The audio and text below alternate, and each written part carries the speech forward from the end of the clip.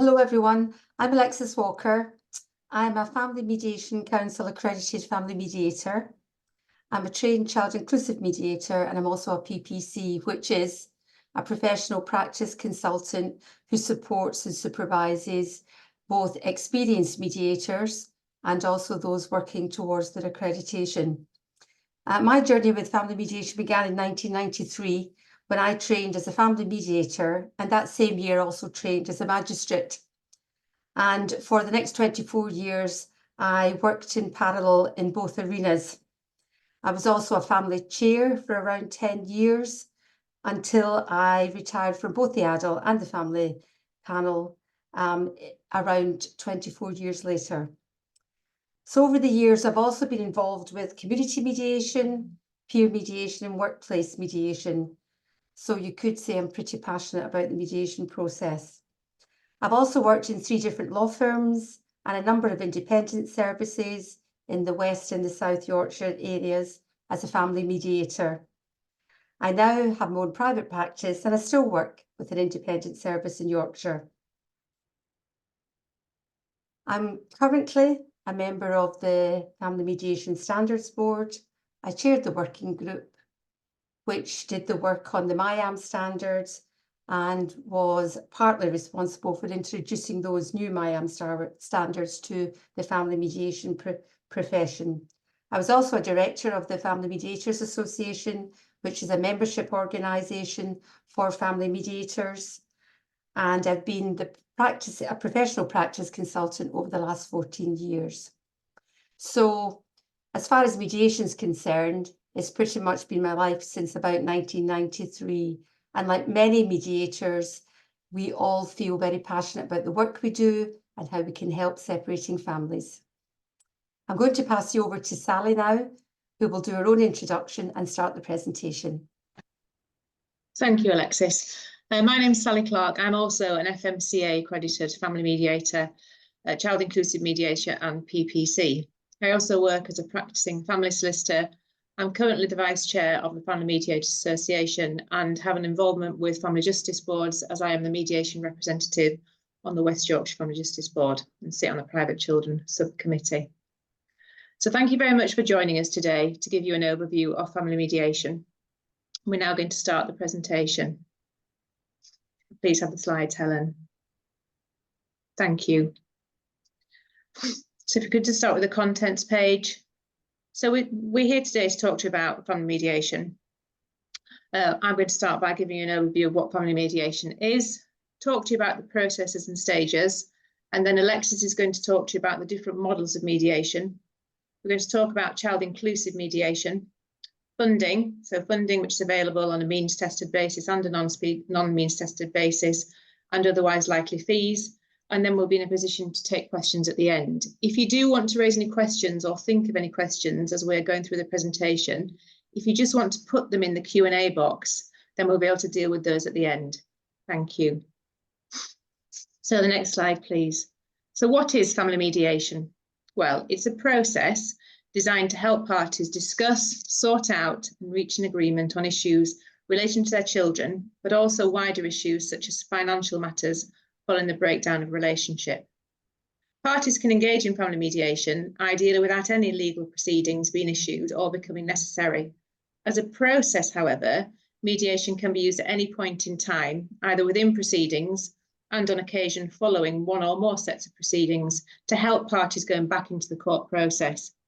So an example of maybe when mediation can help post proceedings is assisting parties with communication, or agreeing variations to existing orders. For example, in child arrangements for children may need to change over the course of time. And in financial issues, mediation can help to vary maintenance orders as to quantum and duration. These are just a couple of examples. The benefits of mediation are that as a process, it's much quicker and cheaper than going to court. There's also some funding available, which Alexis will talk about. And through engaging in mediation, this frees up court time for judges to focus on cases where judicial input is really necessary. And as the slide says, when mediation takes place regarding children, in some cases, especially accredited mediators such as Alexis and myself, for example, can speak to children as part of the process. And we will go into more detail about this later on. To the next slide, please.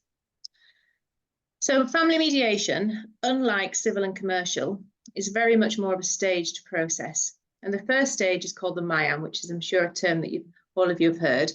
And basically it stands for Mediation, Information and Assessment Meeting. So these meetings can take place either face-to-face or virtually via online platforms, typically Zoom or Teams. And the mediator will meet with each party for a separate confidential initial meeting. As part of the MIAM, the mediator will gather information from each party, discuss what they're each hoping to achieve, and look at issues such as suitability and risk, i.e. to include domestic abuse or child protection concerns. And as accredited mediators, we do have to keep up to date with training on domestic abuse so we can properly screen for issues. We'll explain to each party the mediation process, likely costs, and look at whether that party may or may not qualify for funding. And if the referral is in relation to children issues, then we provide information about the impact of separation and parental conflict on children and the importance of child-focused separation and parenting. We also give some information on child-inclusive mediation, where there are children of the family who may or may be capable of taking part in that process. When we receive referrals on financial issues, then we give information about how financial matters will be dealt with, and we stress the importance of providing full and frank financial disclosure. The MIAM also involves us giving information about different dispute resolution processes, such as an explanation of the court process, be that the child arrangements programme or financial remedy, so typical timescales, costs and stages. And we also mention other forms of dispute resolution, such as arbitration, private FDRs and early neutral evaluation. We can also signpost to other forms of support where appropriate for the parents or children, and any other services that might support them, for example, debt services, domestic abuse support services, financial services, and support for legal help. As the slide says, it is a requirement under Section 10(1) of the Children and Family Act for a person to attend a MIAM before making certain types of application to court for an order. And in March 23, the Family Procedure Rule Committee published a consultation on strengthening existing provision and practice directions to encourage more timely resolution to private family disputes, including child arrangements and financial remedy. Now, whilst the response to the wider consultation is awaited, the government has already responded with a practice direction update to include a number of amendments which are intended to increase MIAM attendance and the earlier resolution of private family law proceedings. Move on to the next slide, please. So there are certain exemptions, as the slide says, to attending a MIAM's appointment, to include domestic violence, domestic abuse, child protection concerns and urgency. And the exemptions themselves are set out in Practice Direction 3A of the Family Procedure Rules as updated. These have been tightened, and one of the exemptions been removed, such as it used to be the case that if parties lived further away than 15 miles of each other, they didn't have to attend. Given that a lot of MIAMs are now conducted online, however, that exemption is now gone. And the courts do have a duty to make inquiries as to the validity of any MIAM's exemption claims. If the MIAM exemption is found to be no longer valid or applicable, the court may suggest the applicant or the parties attend a MIAM and is entitled to adjourn the proceedings for that purpose. If the proceedings are adjourned for that purpose, then that should be made clear to the parties, and the attendance of a MIAM can be ordered under a contact activity direction, but the engagement of mediation itself currently cannot. Courts are, however, entitled to take into account if a person is found to be unreasonably refusing to engage in non-court dispute resolution, to take that into account when the issue of costs come to be determined. And if anyone is wanting to claim an exemption to a MIAM, then that evidence should be submitted at the time the application to court is submitted. And as I said, MIAM should only be conducted by an accredited family mediator. If mediation isn't suitable, or one or both parties are not willing to mediate, then the accredited mediator will sign the court form, and they should put their accreditation number on that form to show that the accredited mediator did carry out the MIAM. Being positive and assuming that both parties attended, and as a mediator we assess the process as suitable, then we're in a position to move forward to the next stage, which is the joint sessions. On to the next slide, please. So the second stage of the process is the parties attending a joint session with a family mediator. The sessions, just as a MIAM, can take place either in person or online, and can take place either in the same physical or virtual space, or separate physical or virtual spaces, and this is called shuttle mediation, and Alexis is going to talk about this in a few minutes. Again, unlike other forms of mediation, family mediation typically doesn't take place or is concluded in one meeting. There are usually two or more meetings, a few weeks apart, to enable the parties, for example, in child arrangements, to test out interim plans, reflect, practice communication, and then look at longer term plans in a subsequent or second session once contact's been re-established. Our role as mediators is facilitative. So we don't give legal advice and we don't take the decisions. The decisions remain in the hands of the parties.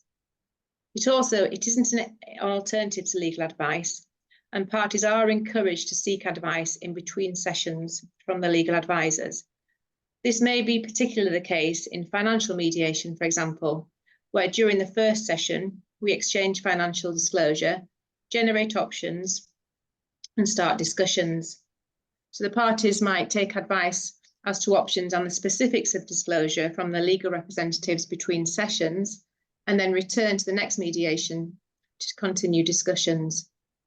So the benefit of this is that discussions take place in a neutral setting rather than correspondence between lawyers. And our role as mediators is to help the parties really focus on interests rather than positions, and actively help them move towards an agreed solution. All discussions that take place in mediation, save for any safeguarding concerns, are confidential and can only be reported to a court if both parties waive privilege. This is an important principle of mediation, being a safe space for parties to explore and discuss options without being bound by discussions unless or until an overall agreement is reached. Any financial disclosure, however, that's exchanged is open.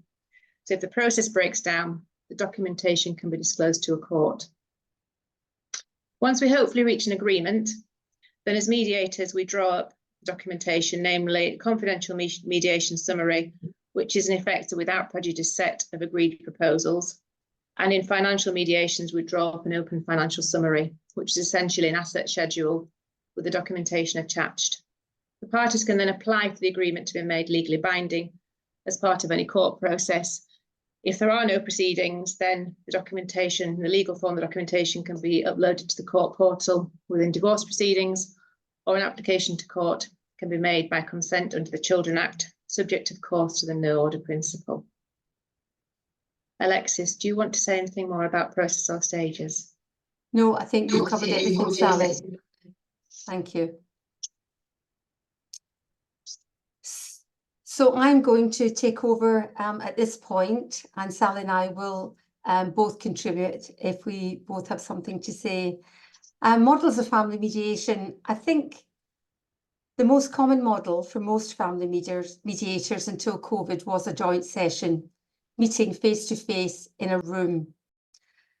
And it would be fair to say that for most mediators until that time, this was their preferred way of working. Because we're together in the room, it makes it much easier to manage the session. We can read body language, we can build up rapport with the couple and therefore trust. We can reassure couples as we go along. We can keep them in the room if they threaten to leave, or encourage them back into the room if they actually do leave. But COVID changed all that. And in order to continue offering a mediation service to the public, we had to quickly adapt to offering remote sessions. And these have continued. Many clients prefer not to have the hassle of travelling, parking, and all the time that takes. And it is their choice. Mediators will often offer both, and clients often choose to actually meet with the mediator online. I do feel, however, that when it comes to meeting in the mediation session itself, I think it's possible perhaps the older client prefers the meeting face-to-face, but I do hesitate to generalise. Some people feel unable to meet physically in a room and therefore meeting remotely is a much easier way to work within the process. What would your observations be of that, Sally? I think that clients appreciate having the option, and I would say probably over 70% of the MIAMs that I now conduct are carried out online. Just due to flexibility, a lot of parties work and they only have to give up an hour in order to engage within a MIAM online, typically, rather than 2 to 3 if they come into the office. Some people feel more confident online, and in others, the reverse is true. Yeah, I would definitely agree with that. As a mediator, it's much easier to work with a couple when you're physically there. However, remote meetings certainly have their place, and couples choose and we work with them. The shuttle model of mediation can be arranged either physically in the same building by organising 2 separate rooms, or it can work remotely. And this is a very beneficial way for many people who may be in high conflict with one another, or if there are any domestic abuse issues. They never meet, and the mediator works between them, taking information from one, feeding that back, taking a response, and returning to the other person, and so forth. It is time-consuming, but it can work for those couples who wish to use the mediation process rather than end up in a costly, protracted, stressful legal process. I think it would be fair to say too that it is often hard work for a mediator, because we need to keep track of issues and responses and ensure that we can provide the same general information to both clients. There's also what we call the hybrid or integrated model, which can include other professionals or indeed persons in the mediation room, whether physically or virtually. And these individuals provide support to a client, often if they're highly conflicted couples, or again, whether there are domestic abuse issues, or provide expert information, or it can be emotional support for someone whose capacity may be impaired. And one example I can remember was where I had a bipolar lady who was on medication, which helped to manage her behaviours and moods very successfully. But at the 3 sessions of mediation we had, either her father or her sister attended in order to make sure that she was coping with the process and was functioning well. Do you want to say anything about a hybrid integrated process? Because you've seen it from a slightly different perspective from me, haven't you, Sally? Yeah, I mean, I think it allows us to be more creative and perhaps run mediations when otherwise we would have assessed it as unsuitable. I'm running one at the moment whereby the wife has had a series of strokes prior to and following separation. And while she technically has capacity, she wouldn't be able to engage in the process on her own and would certainly struggle with the court process. So I'm running this as a shuttle Zoom. So each party is on screen with the lawyer present, but they can't hear or see the other one. And it works well because whilst I'm with husband and his lawyer, wife's lawyer can explain and take further instructions from the wife. And we are able to move forward on that basis, so that she has that time and space to talk to her lawyer whilst the mediation is going on. And it's more cost effective for the parties to do it by shuttle Zoom because they're not paying for the lawyers to travel either to my office or somewhere else. So it does work well. It certainly provides flexibility within the process to offer a service which is unique to that client's needs. It does. And it's something I believe will perhaps happen more and more over time. I think it would be true to say that generally most mediations are arranged on a joint basis, although we talk about shuttle and hybrid integrated model, most of them actually take place whether they're virtually jointly or whether they're in a room jointly. Next slide, please.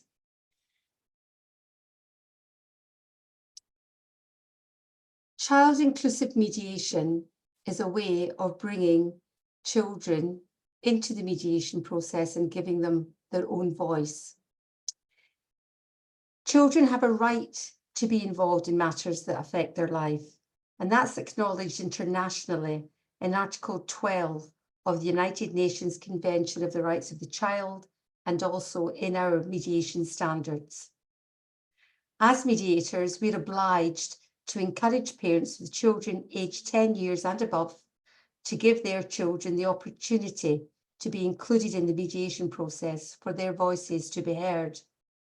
If they have younger siblings, they can also be included if the parents and the mediator also agree it is appropriate to do so. Children often have their own ideas about arrangements for contact, and sometimes they even help to solve issues which parents are vexed regarding. I'm sure many of you, at least I hope many of you, have seen the document from the Family Justice Young Persons Board, Top Tips for Parents. This is a document I send to all my parents engaging in mediation. I asked them to read it because this document has around 28-30 statements written by children of separated parents. And it's to bring to the attention of our parents that children can often see a situation very differently from their mum and their dad. I would also recommend to you, if you've not already seen it, that you view Tom's story, which can be found in the Family Mediation Council website under the heading, Mediation is not just for adults.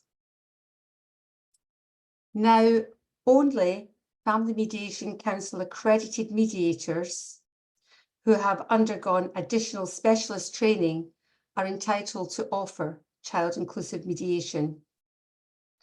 It is a minimum of a 3-session piece of work.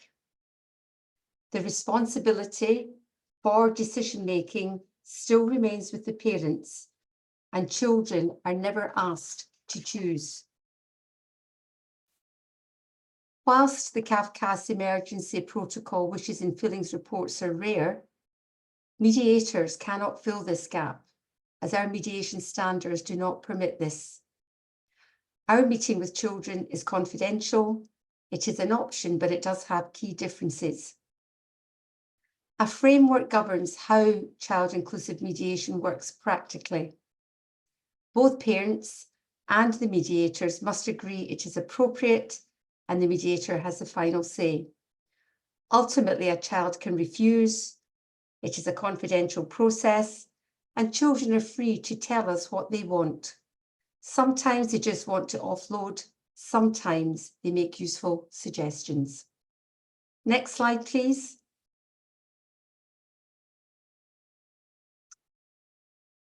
The first joint session is a preparatory meeting with the parents, who must sign a separate child inclusive mediation agreement, which is separate from the agreement to mediate, confirming that they both give permission for the child or children to meet with the mediator. The parents and the mediator agree the issues they wish to raise with the child. Sometimes these are specific. Sometimes it's a more general view on how the child is feeling about the current situation, if they're happy with it, if they have any ideas about any changes or how to improve arrangements.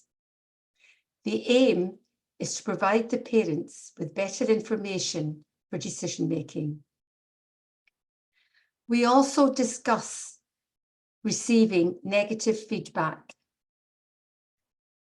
This is about how parents may deal with any negative feedback. Has it got the potential to affect their relationship with the child? Will the child be punished by the parent? If they prefer not to know, then is child inclusive mediation actually a viable option at all? Will they listen to the child's views and take them into account before making decisions? And when you have this in-depth conversation with parents, sometimes the excellent idea of child inclusive mediation may in fact be consigned to the bin because they're not ready to deal with negative feedback. Session 2 is the meeting with the child or children. And this can take place in your office, in a school, or it may be online. If there's more than one child, I like to meet them all together at the start to introduce myself, and then I like to separate them and speak to them on their own to avoid any of them influencing the others. I would say almost without exception, children are happy to talk to you because they have the right to say no. And therefore, if they're not going to speak with the mediator, they're not likely to come along in the first place. The time you spend with the child can vary. I think the most I've spent is around an hour and a half, but that is unusual. In general, I would say an hour's long enough, and most meetings probably last around 40, 45 minutes. We agree together what information the child is happy for me to share verbally with the parents, the aim being that the parents will take this information into account when they make their decisions. Would you describe your experience as being similar, Sally?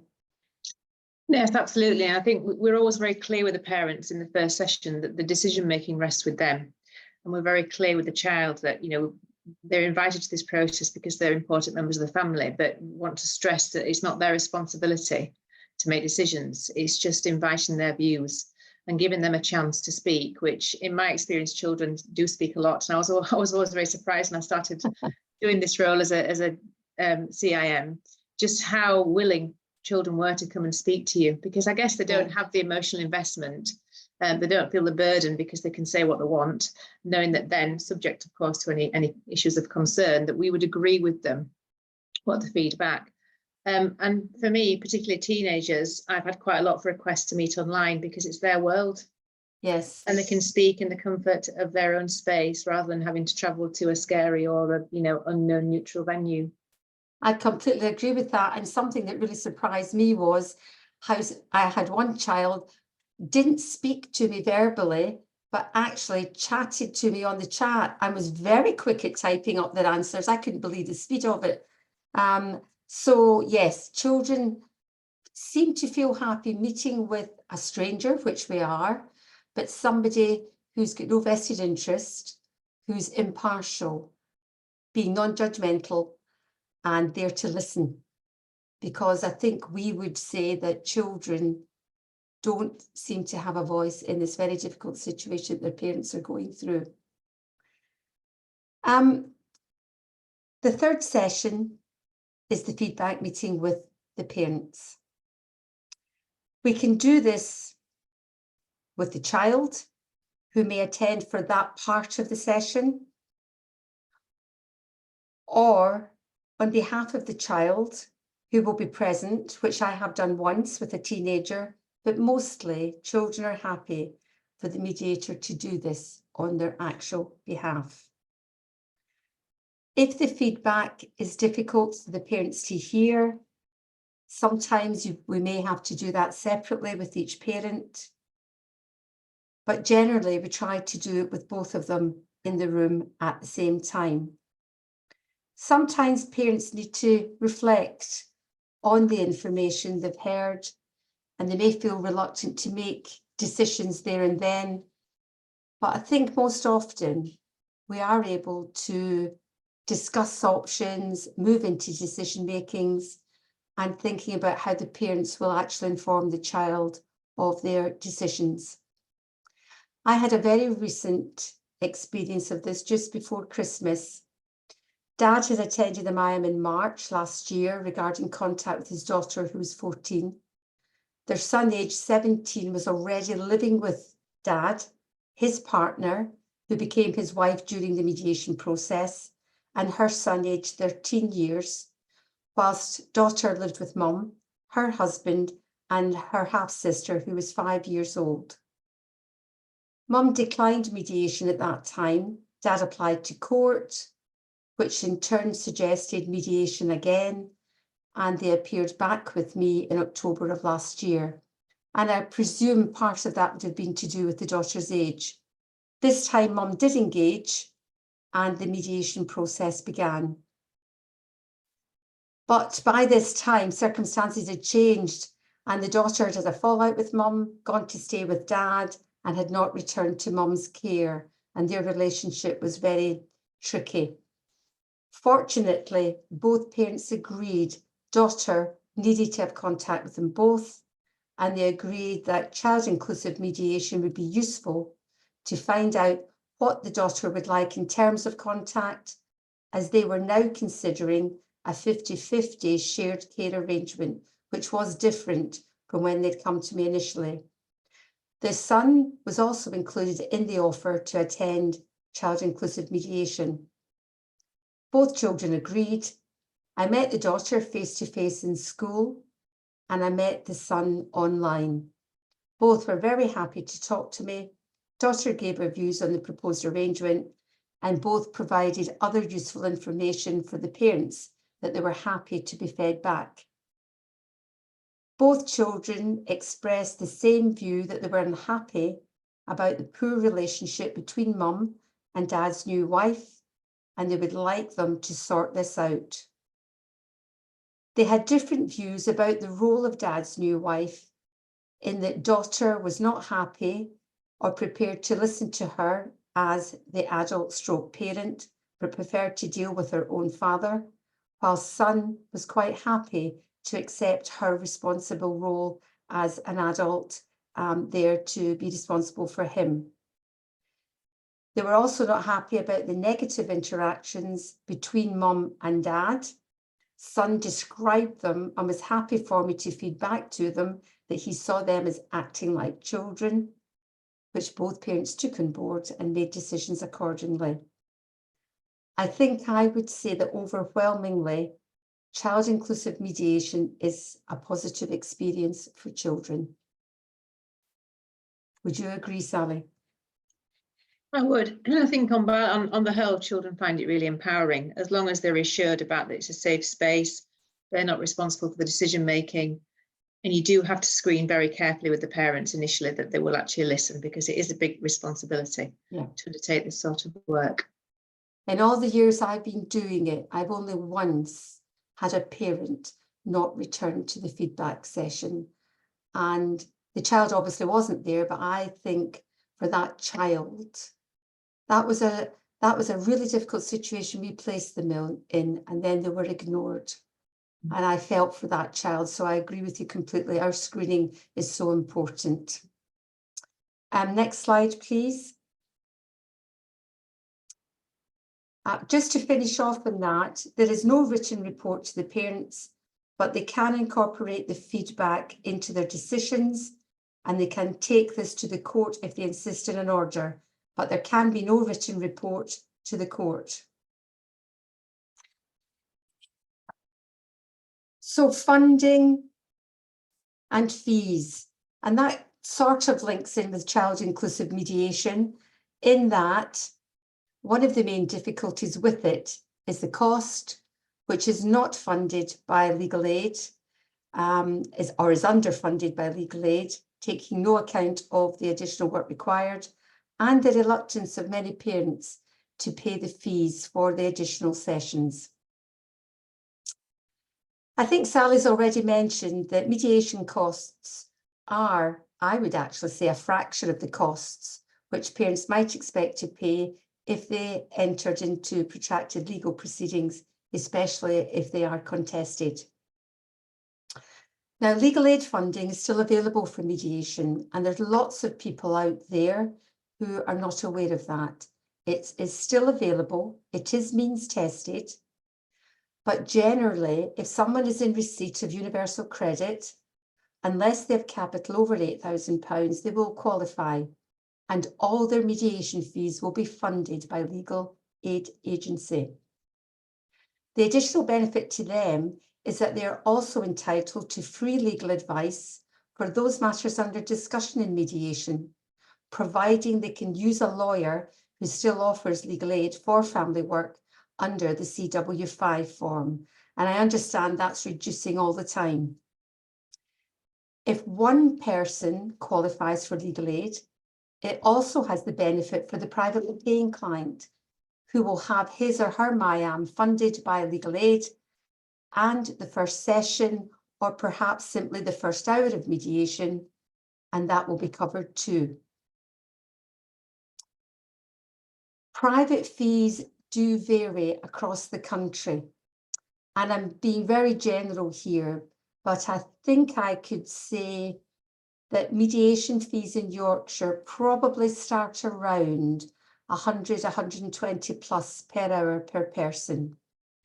Fees in the southeast are much higher than this, but in the north, they're probably slightly lower. And mediation has always been regarded and should be regarded as a cheaper alternative to the legal remedy. We tend to charge for the individual session time, which is usually up to 90 minutes, and the preparation time for drafting the final documents. We prepare 2 documents at the conclusion of a mediation. That is the Memorandum of Understanding and the Open Statement of Financial Information when a financial settlement is required, or if it's only children, it may just be a parenting plan.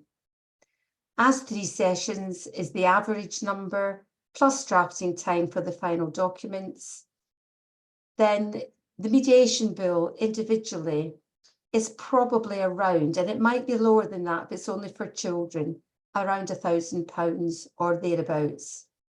Clearly, it depends on the number of sessions, so you can't quote that because every individual service will have their own funding structure, but that's a pretty broad generalisation. There is, however, the Ministry of Justice voucher scheme, which has a valuable addition to funding for mediation. It is not means tested, and it will contribute up to £500 per case for the private client whose mediations include discussing arrangements for children. It does not cover the fee for the MIAM, which is clearly mostly beneficial where one client is legally aided and the other is private. Then the funds don't have to be shared. When you have 2 private clients, then £500 does not go very far when it comes to paying fees. So mediation, I think I would say, is about having difficult conversations in a safe, neutral setting. And for anybody who's thinking of referring or contacting a mediation service, you should always refer to an accredited mediator, because we are the only ones who can sign the court forms. Next slide, please. Accredited mediators, that is, they should have FMCA after their names. You can do a search on the Family Mediation Council. It has a register of all accredited family mediators, and you can do a search by postcode, and then you can search whether or not services offer legal aid funding in addition to private work. So mediation, to conclude, it's quicker than the legal process. It is cheaper than using the legal process. It is about putting control back into the hands of clients. It reduces stress. It helps to build or maintain a good working relationship between parents. It helps clients to end their marriage with some dignity and civility as they move on to live their individual lives. Thank you. And now we have the question slot, which Sally and I will share between us, depending on what's being asked. I think Helen's going to join us here and help manage this part. Hi, yes, I'm just getting the questions up now, Alexis. So we've got one question in the chat so far. If anybody else has got questions, please do put them into the Q&A session, and Alexis and Sally will do their best to answer them. The question here is about how can you manage CIM against the principle that children shouldn't have the burden of deciding when contact takes place? I think, Sally, you answered that a little bit in response to Alexis, but you were slightly muted when you did so. Sorry. To start with, so do you want to talk a little bit about how you do manage the situation where a child comes to you and they're feeling a responsibility? How do you guard against that? Well, we first of all, we have the first meeting with the parents and set the parameters and the expectations. We then contact the child and we agree with the parents what form that will take, whether it's WhatsApp, text message, email. And in that initial communication with the child, we do say that we're inviting you to a safe space discussion, that, you know, mum or dad or parents really do want to hear their voices, but the responsibility of making decisions is very much in the hands of mum or dad or the parents. So we set the scene before we even meet the child. And then we give that reassurance at the very start of the meeting. Together with the reassurance that what they say to us is confidential, unless obviously they said something that was very concerning from a welfare point of view. And then we agree the feedback with the child that we're going to give to the parents at the end of that meeting. So they do have reassurance at every stage of that process. I would endorse that. Yeah. Alexis, can you speak a little bit about when along the process it's good to start mediation, given that most of our audience are from the judiciary or local family justice boards. Often they're interacting with people once a court application has started. Sally talked a little bit about the new encouragement in the amended FPR, which will come into force in April, for courts to make sure that people are going to mediation. Would you say once proceedings have started, it's too late? Or No, is it's it never still too effective? late. It's never too late. Clearly, the earlier somebody can be referred to mediation, the better. But of course, many cases which end up in the court process, it's because the second person may have declined to attend a MIAM in the first place. And therefore, they've never had the benefit of meeting with the mediator at all and hearing how mediation works, how it can benefit them, how it can help take them forward, etc. Everything that we've described during this meeting, that person has probably had very little information to help them actually make an informed choice. They've probably reacted emotionally to the other person or mediation or the mediator. And therefore, that case in particular is absolutely perfect for a return to mediation, because it allows us to spend that time with the second person, who can often mistrust the other parent or ex-partner if they have contacted the mediation service first. As we know, emotions play a large part in how well or how difficult mediation runs, because people are on an emotional journey, and often by the time they get to court, a period of some months may have elapsed, and actually they may be more receptive in the first place. And so perhaps offering that as an option at that point is certainly beneficial to them. Even if the court process has started, some people don't realise what it entails. And then they feel they're locked into something when in fact there is still an alternative available to them if they're open to trying it. And even people who have been divorced for years still end up in mediation a number of years later. They're divorced, they've done everything, but they're still having issues perhaps with the children, and they often can come back too. I've also had divorced couples who have never reached a financial settlement and come back to mediation years later too. So mediation can be tried at any stage at all. Again, I don't know if Sally would like to say something there. I mean, I've run quite a few mediations after a DRA or an FDR, because sometimes parties need the input of a judge or CAFCAS and some advice and some judicial encouragement before they're actually able to listen. And I've run mediations before a final hearing on a hybrid basis and on a normal basis without lawyers. Sometimes people run out of steam or money, or they need that input, first of all, from the judges and or Section 7 report, whatever, to then be able to move them to look at interests. Yeah, we have the time to look at the details. We have the time to try and look after the emotions, if you like, of the individuals as well. And so mediation is well placed to spend time with those people who need to make important decisions about details. Yeah, that probably leads us very nicely into our next question, which is, do you have any suggestions for persuading couples to go to mediation? Perhaps a sentence or two that would encourage them. And the person who's asked the question has specifically said this would be in the courtroom. So if you were perhaps in the position of being in the courtroom and encouraging people to go, would it be the that sort of thing you would focus on, Alexis? Would you talk about the benefits of communication? What would you say to people to encourage them to go to mediation from the perspective of somebody in a courtroom? Yeah, but we have been there over the years. I think there's been various mediators in court settings over the years up and down the country. And it depends on the individual, which aspect you would focus on most, I think.